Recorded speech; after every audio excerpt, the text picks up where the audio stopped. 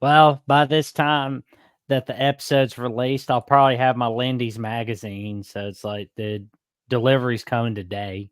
Oh yeah, I went to Walmart and it wasn't there, and people are telling me, oh, here's the quotes from Lindy's, and here's what they're saying. I'm like, where are they at? I was just at Walmart, and the magazine wasn't there. I do that every year.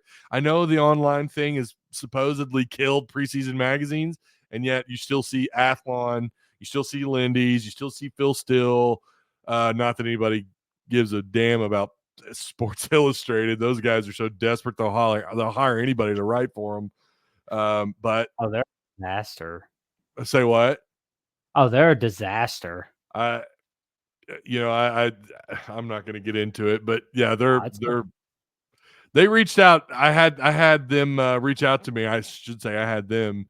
They emailed me like 3 years ago, and it's been longer than that. 4 years ago, wanting to know if I'd be interested in booting up their website, but they wanted me to link videos to every single article that was written, and they wanted something like three articles written a day, but it wasn't a lot of. It didn't have to be real long. The amount of words, but the vibe I got was they just wanted clickbait, and I gave it some thought. I had a couple little calls with them. It definitely. I had the vibe of these guys are desperate.